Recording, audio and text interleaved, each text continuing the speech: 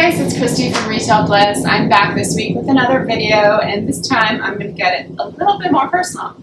So the title of this vlog is How I Quit My Corporate Job to Become a Full-Time E-Commerce Entrepreneur. And in this video, I want to show you and share a little bit more about my journey to becoming a full-time entrepreneur, so that if you are out there building your business on the side, I know that when I was looking for examples of people who had done it successfully and who could inspire me to do it myself. Because quite honestly, that whole process from moving from a corporate job to from a part-time hustler to quitting that corporate job, that security, that income, and going into your business for yourself is honestly super scary for most people. It's pretty unusual that I meet somebody who's like, yeah, it was totally easy, because that is just not realistic. So I'm going to share with you a little bit about where I started my career, how I started Encircled, how I actually funded Encircled, and a little bit more about how I actually quit my job and what I'm doing now. So hopefully you'll find it inspirational. I have a couple key takeaways after each section, and yeah, share this video out if you think it's cool. So let's get started. So where did I start my career? So actually, if we dial way back, almost 20 years ago, my first job when I was 16 was at a grocery store. It was a fine food store. It was a new startup. They were trying to compete with this really popular fine food store that's still run in Toronto called Terry's. And they had this similar concept, but a different location. It definitely didn't have the same legacy as this other store. Their whole differentiation was that they were going to make everything in-house. They had a full kitchen, a bakery downstairs, and they were literally making salmon and butter tarts. It was awesome because I got to keep the leftovers. However, one of the big problems I started to notice with this business was that every day they were throwing out a ton of food. And I started to really question, how is this business actually making money? So to me, that became my pivotal point where I really actually got interested in consulting. At 16 years old, I would sit with the general manager of the store and say, what are the numbers? What's the wage cost? I started to get really interested in really weird stuff like that. So I guess that's where I started my consulting career. But technically after school, I worked for a couple years at a retailer called Licenza in their operations office, managing incentives, working directly with store staff, understanding the visual merchandising process, understanding profitability levers in retail, and that was a really great job. I had an awesome mentor there. From there, I went to home security, which is a totally random industry, but I don't regret it. I met a lot of great people in that job. I was there for probably about 3 years, and I did my MBA when I was there. And then I went to Colgate-Palmolive. You guys probably know them, Colgate toothpaste. So I was a brand manager there, both on deodorant and toothpaste. It was a great learning experience. Lots of work. They work you to the bone there, no joke, but great systems, great processes, things that you can live to learn in your own business for sure. From there, I went to PricewaterhouseCoopers, where I was in strategy consulting, specifically in retail. So I was there for 2.5, 3 years, something like that.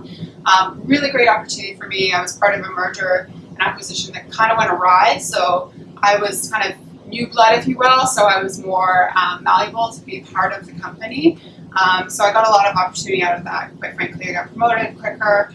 I got to be a spokesperson for the business, and I got a lot of high-profile clients actually, which was great. And then from there, I moved on to a company called ThoughtWorks. ThoughtWorks is an IT strategy consultancy. They were at the time trying to start a retail consultancy within. Really cool company. Loved the people there. It was awesome. I was there for a year. Neat opportunity, but at that point, I was super into working for myself. So, but what I want to show you just through that diversity of my career is that diversity is the spice of life. So I don't regret, I was a realtor at one point, I forgot about that.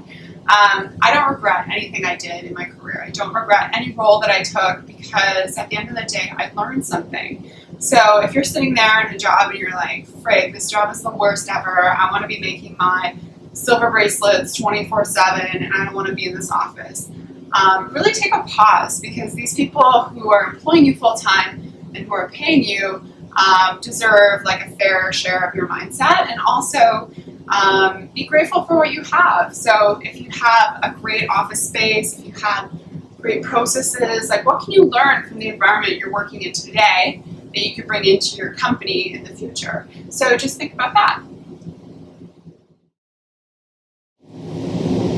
So why did I start Encircled? So it all started, I was on a yoga retreat. I was actually taking a break from consulting for a little bit.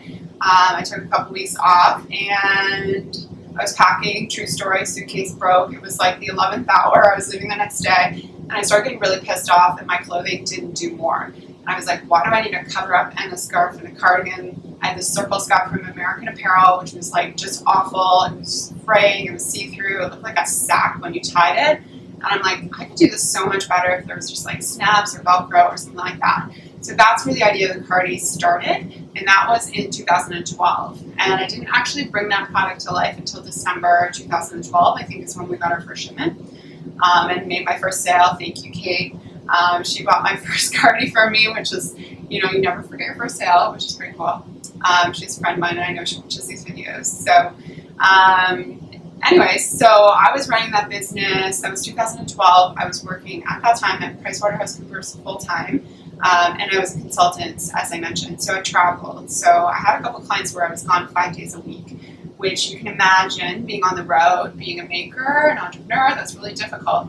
So I'll talk about that in a little different section too, but the key takeaway I want to communicate to you here is if you have a product idea and you think there's a market opportunity or a need for it, then like seize the day.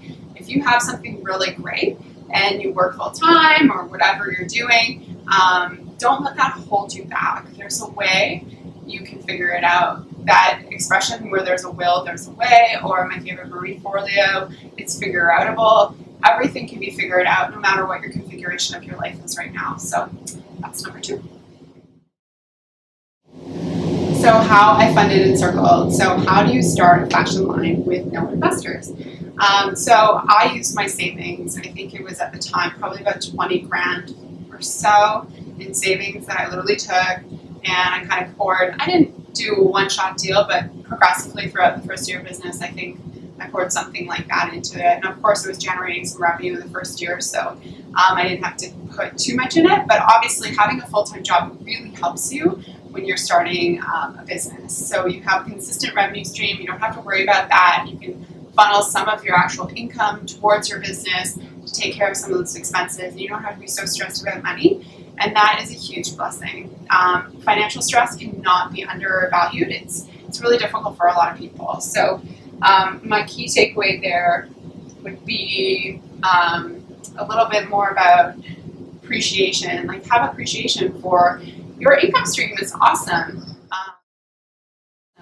And people always ask like how I actually ran the business while I was working there. Was I working during the day? Like, what was I doing? And absolutely not. I did not post on Instagram or Facebook or anything like that during the day. I actually did everything at night.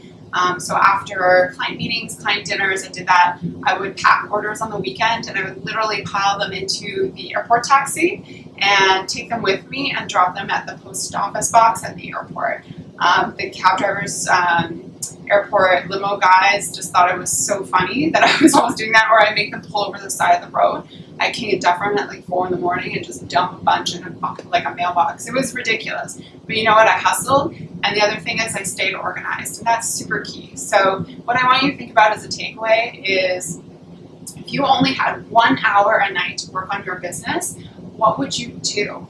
Think about that. Like, what is the number one thing? And I'll give you a hint that you should focus on. It should probably be something that actually grows your revenue. So what is the most impactful channel or segment of customers or marketing action that you can take to grow your business right now? So think about that. So that's number 3. So how I actually quit my day job. This is an interesting story for you guys. So I had mentioned before I took a consulting job. Quite honestly, that was pretty lucrative. They lured me in with some money, I'm going to be honest. It was a good job. Not to say that I'm not experienced, but it was a really good job. And during that time, I knew I was going to quit eventually, so I started saving. I started spending less. I saved money from each paycheck just because I knew personally that I needed a cushion to feel secure about quitting my job. that was something that I needed. Not everybody needs that, but I always recommend to people when I speak to them about this to have like 6 months to 12 months of living expenses covered. So that's like rent, food, all the basic things. That's so important. So I think it was probably about 6 months into the job where I thought, I should probably quit. I don't like this anymore. Ironically, I was making the most money of my life. I was traveling everywhere. I had a lot of profile in the job, but I wasn't happy. And it was really sad for me because I felt like I worked so hard to get to this point in my life, but I also had this thing, Encircled, that I thought could do something major and have a really positive impact on the world. And for that, I knew I couldn't just like give that up. So I quit my job in June 2014. My company said, no, you're not quitting. No joke. And talked me out of it.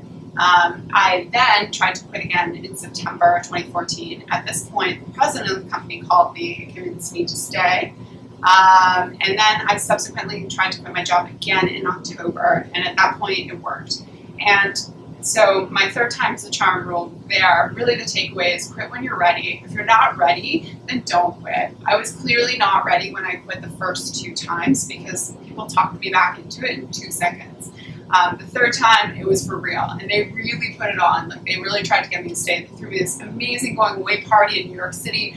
Like, this company was amazing, and I still really have a lot of heart for the people there, but it just wasn't the right opportunity or right time for me. So, yeah, so that's my takeaway. Also, don't burn bridges. You never know.